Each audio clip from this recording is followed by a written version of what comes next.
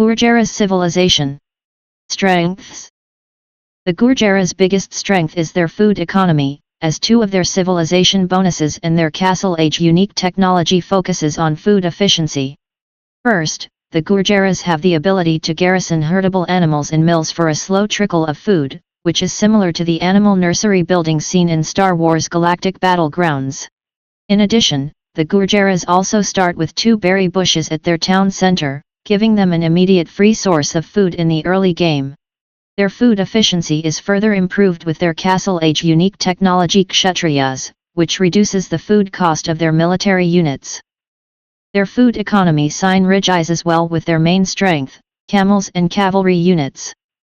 Their cavalry units deal from 20% up to 40% more bonus damage, which makes their heavy camel rider, hussar, and siege elephant more threatening to cavalry, monks, and buildings, respectively. To further highlight their strength in camels, they start out with a Camel Scout instead of a Scout cavalry, which they can train more of them in the stable in the Feudal Age, and automatically upgrade into the Camel Rider upon reaching the Castle Age. This makes Gurjaras a formidable foe against cavalry civilizations who would attempt a scout rush in the Feudal Age and transition into knights, as the Gurjaras' scout camels will be an immediate threat to enemy knights once they reach the Castle Age. Their elephant archers are relatively cheap due to Kshatriyas, and are more durable against melee units thanks to their Imperial Age technology, frontier guards, which also benefits their camels as well. Their first unique unit, the Chakram Thrower, is a ranged melee infantry that can throw discs to hit multiple enemies in a line similar to a scorpion, allowing them to deal with infantry who are clumped together, especially pikemen. The Gurjaras also have access to the Shrivamsha Rider in their stables in the Castle Age, which is a light cavalry unit that can dodge projectile attacks, which is represented with a second, regenerating health bar which has to be depleted before the unit itself takes damage, in a similar vein to the shield mechanic seen in Protoss units in StarCraft and shielded units in Star Wars Galactic Battlegrounds. The Gurjaras can also garrison their fishing ships into their docks, which allows them to protect their fish economy from enemy raids. Weaknesses.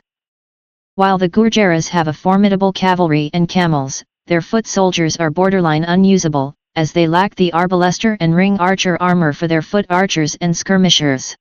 The latter hurts their elephant archers' ranged durability, as they also lack Parthian tactics.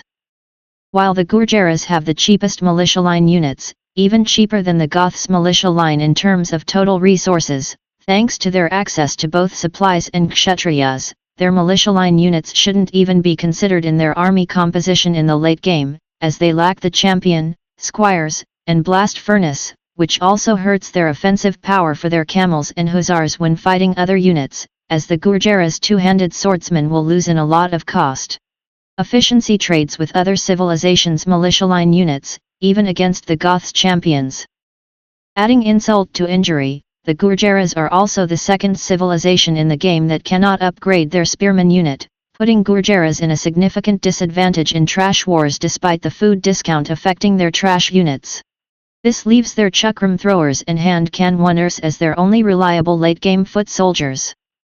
Despite their formidable cavalry, they also lack the battle elephant and knight units, meaning the Gurjaras will have to rely on Shrivamsha Riders and Hussars as their main raiding unit and heavy camel riders with frontier guards as their main frontline cavalry. While their siege elephants are the best in tearing down buildings, their other siege options are mediocre, with bombard cannons without siege engineers as their only other siege option to tear down enemy castles and towers. Despite their ability to garrison fishing ships in docks, their late-game navy is considered average at best, as they lack the elite cannon galleon, fast fire ship, and dry dock. Their monastery tech tree is average, as they do not have faith and block printing. They do at least get heresy, giving their elephant archers the best conversion resistance of all South Asian civilizations. The ability to garrison herdables in mills for a trickle of food requires high-level decision-making and adopting to build orders with alternate sources of food. Gathering food from herdables directly can help with their early-game villager production, but the player will miss out in the long-term value of their civilization bonus if they opt for a boom strategy. Not only that, the civilization bonus can be seen as a high-risk, high-reward bonus, as their mills will be perfect targets for enemy raids who can easily take the herdables for themselves, thus putting the player at a significant disadvantage. Strategy. Gurjaras are an interesting civilization to play. As previously mentioned, they borrowed some mechanics that are familiar in games like Star Wars Galactic Battlegrounds. The Gurjaras' start is different from other civilizations. They get 2 berry bushes under their town center that they can gather first instead of taking sheep. Unlike other civilizations, they should start the game by creating 2 houses and a mill as soon as they find their other berry bushes, and use the straggler trees around the town center to replenish their wood for making their first lumber camp. They need their sheep to be inside the mill for generating their food trickle. Alternatively, they can gather their sheep normally, but in most cases, the food trickle is preferable, despite the slowness. It may be a risky strategy, as they may lose their Camel Scout in this process, but it can be a good idea for a Gurjara player to try to steal the herdable animals from an opponent in order to have a better food trickle. Gurjaras also start the game with a Camel Scout instead of a normal Scout cavalry. Camel Scouts are as good as a Scout cavalry in the Dark Age for scouting, but if they encounter an enemy Scout cavalry in the Dark Age, the Camel Scout can marginally win against it. Camel Scouts also automatically improve when advancing to Feudal Age, becoming a useful defensive unit against early cavalry raids. They become Camel Riders at no cost when reaching the Castle Age. Gurjaras can perform a Camel Scout rush, but it is costly, since Camel Scouts are not particularly cheap and train slower in the Feudal Age. The main 2 advantages this unit offers are early protection against cavalry and the possibility to perform an early Camel Rider rush in the early Castle Age. If the Gurjara player decides not going with camels, they also have the option of a regular Scout cavalry rush in the Feudal Age, which in their case is favored by their early extra berry bushes and the sheep food trickle. Once in the Castle Age, Gurjaras may take these routes. 1. Keep improving their cavalry at the stable by incorporating Shrivamsha Riders to their already deployed light cavalry and / or camel riders. 2. Boom their economy. 3. Create archery ranges and siege workshops and make use of their elephant archers and armored elephants. 4. A combination of these strategies. Researching Kshatriyas at the castle is the key to success for the Gurjaras, since all their core units cost food, and this technology decreases the food cost of all military units by 25%. The Shrivamsha Rider is a very special unit, as it has the ability to dodge ranged attacks. Their dodging arrow ability consists of a shield gauge that recharges fast. Each ranged attack damages the shield gauge, protecting the unit's hit points. Once the gauge reaches 0, the ranged unit can actually damage the Shrivamsha Rider. Shrivamsha Riders fill an important role in the army composition of the Gurjaras, being the anti-archer unit they need for supporting their elephant units, camel riders, and scout cavalry. However, they deal poorly against hand-to-hand units, so they may need support from camels riders and the second Gurjara unique unit, the Chakram Thrower. Chakram Throwers are arranged infantry in a similar vein to the Franca-ish throwing axemen and Malayan Bato, but their projectile acts in a similar manner to scorpion projectiles, dealing damage to every unit between the Chakram Thrower and its target. This quirk makes Chakram Throwers excellent against masses of units. Also, the unit has some attack bonus vs infantry. A typical Gurjara army composition should have camel riders for dealing with cavalry, Chakram Throwers for countering infantry, Shrivamsha Riders, and / or elephant archers for dealing with archers, and siege elephants for taking down buildings. In this case, the player must remember that each mounted unit of the Gurjaras has increased attack bonuses. If the player decides to go into elephant archers, their Kshatriyas technology, along with their team bonus, enables them to perform a elephant archer rush if they previously managed to do a fast castle technique. Gurjara elephant archers are the cheapest and easiest to deploy in the game, and they retain good value in the Imperial Age, as the Frontier Guards technology improves them against melee units, making anti-melee support less necessary for them. In the Imperial Age, Gurjaras are probably at their strongest, as their heavy camel riders get more melee armor, due to the Frontier Guards technology, along with siege elephants that deal plus 50% more damage against buildings, and cheap and hardy elite elephant archers. The Gurjaras should finish the game before the gold mines run out, as their trash units are among the worst. They have no pikemen or blast furnace, fragile skirmishers, and hussars even have less efficiency at raiding due to lacking blast furnace as well.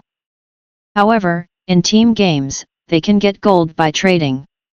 In water maps, Gurjaras may play defensively, as they can garrison fishing ships inside their docks, but other than that, they lack several late dock improvements, so they should finish the game fast in those circumstances. Patch changes.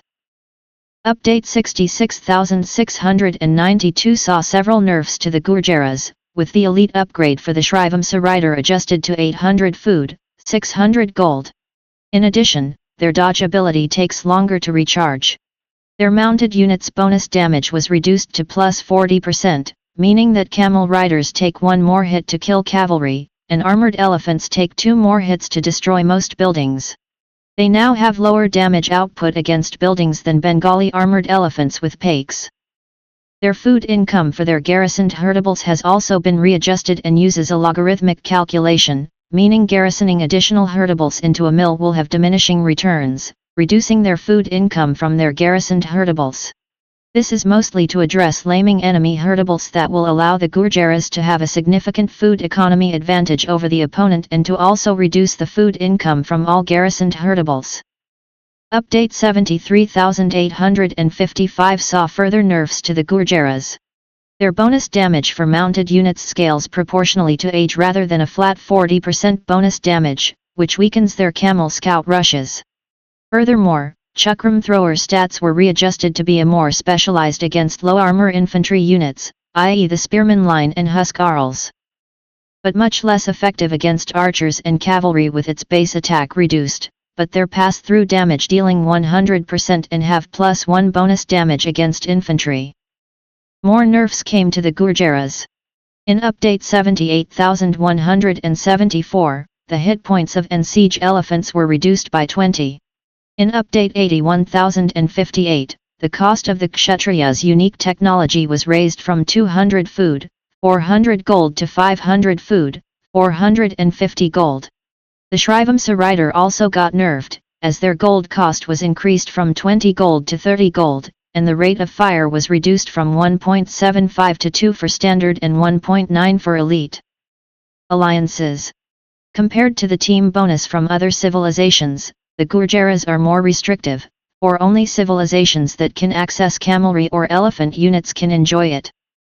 Several allies with camelry can make good synergy with the Gurjaras, as another civilization unable to receive the pikeman upgrade, the Turk ally can spam their camels in exchange for allowing their Gurjara teammate to mass both hand cannoneers and bombard cannons quickly, while Hindustani allies grant Gurjara players an anti-building bonus for their camelry, in return for making their Imperial camel riders train quicker. By granting Gurjara teammates genitors and the Kasbah technology, Berber allies can enjoy economies of scale from dirt cheap, more spammable camel units, while Chinese allies can also receive a production boost for their camelry as a reward of providing extra food from farms for their teammates, with Gurjara farms also having all technologies available. Most civilizations that have access to elephant units can also get on well with the Gurjaras. By revealing the beginning locations of enemy town centers and granting the Imperial skirmisher technology, Vietnamese allies can amass their own battle elephants, with Kshatriyas technology, in a shorter period. Similar mutual relationships also occur with Burmese allies. They reveal the beginning locations of all relics in the map, for quicker production of their own battle elephants with extra armor and the Manipur cavalry technology. Khmer allies, they grant Gurjaras heavy scorpions a range boost, for quicker production of their own battle elephants with extra speed and the tusk swords technology, and Bengali allies, they grant Gurjara trade units extra food income for quicker production of their own beefy battle elephants, elephant archers, and siege elephants. Advantages vs other civilizations. The biggest strength of the Gurjaras is their food economy, as their economic bonuses put emphasis on food efficiency. They start with 2 berry bushes and can garrison herdable animals in mills for a trickle of food. In addition, they can save even more food in the Castle Age for their military units with the Kshatriyas' unique technology. This gives the Gurjaras an economic advantage against civilizations that lack both long-term economic bonuses and early game economy, i.e. Goths and Magyars. The Gurjaras camels are considered to be some of the best, as they not only deal additional bonus damage, but they also have access to the Camel Scout in the Feudal Age, which automatically upgrades to camel riders when they reach the Castle Age. Combined with the extra durability with frontier guards in the Imperial Age, this makes Gurjaras a threatening foe to any cavalry civilization, e.g. Huns, Franks, Cumans, Burgundians, and Mongols. Despite their very limited siege options, their siege elephants are among the best, as they can tear down buildings quickly, thanks to their additional bonus damage to buildings, which is comparable to a fully upgraded siege ram, thus giving Gurjaras an advantage against civilizations with lackluster defenses, e.g. Aztecs, Cumans, and Goths. The Gurjaras also have access to bombard cannons to destroy enemy siege weapons that would threaten their siege elephants and Chakram Throwers. Despite lacking the champion upgrade and having lackluster foot archers, the Gurjaras' Chakram Thrower allows them deal with large number of infantry units, especially the spearman unit line that would threaten their cavalry, as their projectiles can hit multiple targets in a line in a similar fashion to a scorpion. Combined with their access to hand cannons, this allows the Gurjaras to handle infantry civilizations, especially those who can flood large number of infantry units quickly, e.g. Goths, Ethiopians' Feudal warriors, and Malays' Karambit warrior. The Gurjaras have a very solid elephant archer rush, as their elephant archers are cheaper thanks to Kshatriyas, which can put civilizations with a lackluster early game off guard. Their access to heresy makes their elephant archers less vulnerable to conversion from civilizations with bonuses to their monks, e.g. Aztecs, Burmese, Spanish, and their extra melee armor from frontier guards allow them to survive extra hits from knights and light cavalry units that would threaten them. The Shrivamsha Rider is a light cavalry unit that allows them to dodge projectiles in a similar fashion to the Protoss shield mechanic from the StarCraft games or the shield mechanic from Star Wars Galactic Battlegrounds, which makes up for the Gurjaras' lack of the knight line, giving a tactical edge against archer civilizations, e.g. Britons, and even against ranged anti-cavalry units, e.g. the Genos crossbowmen and Mamluk. As the Gurjaras can garrison their fishing ships into docks, this gives them an advantage in water maps against civilizations that excel at water rushes, e.g. Japanese, Malay, Vikings, and Bengalis. Disadvantages versus other civilizations. Apart from their Chakram Thrower and hand cannons, their other foot soldiers are mediocre, i.e. their foot archers and barracks units, as they lack several key technologies and upgrades across the board, putting Gurjaras in a disadvantage against civilizations with good archers, e.g. Britons, Vietnamese, Ethiopians, Mayans, and infantry, e.g. Celts, Japanese, Dravidians, Teutons, and Aztecs.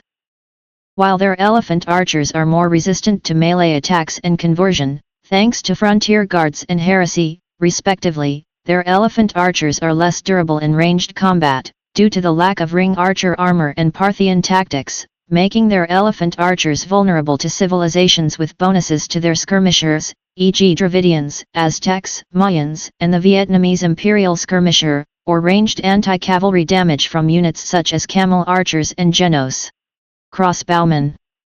As Chakram Throwers are considered ranged infantry, they are vulnerable to civilizations with bonuses to their siege onager, e.g. Saracens, Mongols, Celts, and Ethiopians, and hand cannons, e.g. Turks, Hindustanis, Bohemians, and Burgundians. The same logic can also be applied for civilizations with strong cavalry and archers when facing Chakram Throwers. While Shrivamsha Riders are very resistant to ranged projectiles, they are vulnerable to melee attacks, due to their low hit points and armor, especially against civilizations with strong bonuses to their halberdiers and camels. The former category can also deal with the Gurjaras' camels as well. Across from siege elephants and bombard cannons, the Gurjaras' other siege options are mediocre as they lack siege engineers, putting them at a disadvantage against civilizations with bonuses to their siege, e.g. Mongols, Celts, and Ethiopians. While the Gurjaras can garrison their fishing ships in their docks, their late-game navy is considered average when compared to other naval civilizations such as the Vikings, Bengalis, Dravidians, Koreans, and Portuguese. Civilizations with inherent bonuses to their herdable animals, e.g. Celts, Britons, Mayans, and Tatars, will have an economic advantage over the Gurjaras, as they can perform an early game rush and attack their mill to take the herdables for themselves.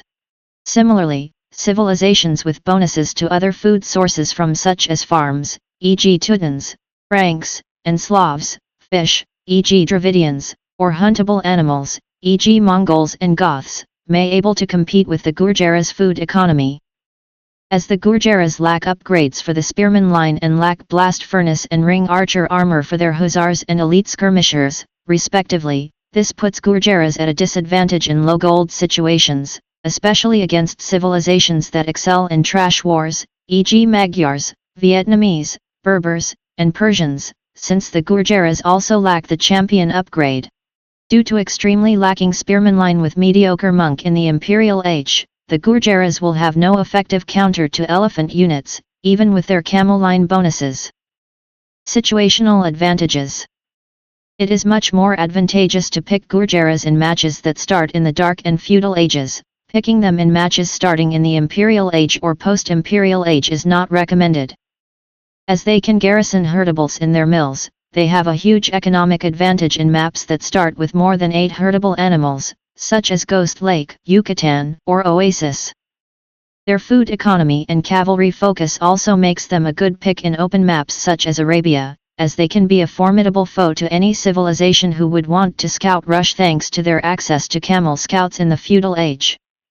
In nomad-type maps, the 2 berry bushes will spawn beneath the town center that was built, giving them an advantage in situations where the player is unable to secure herdables or other food sources for themselves.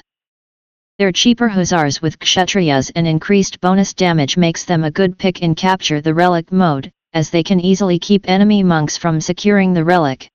In a similar sense, their military units costing less food, combined with their siege elephants' additional bonus damage to buildings, also makes them a good pick in the King of the Hill mode, as they are able to secure the monument easily.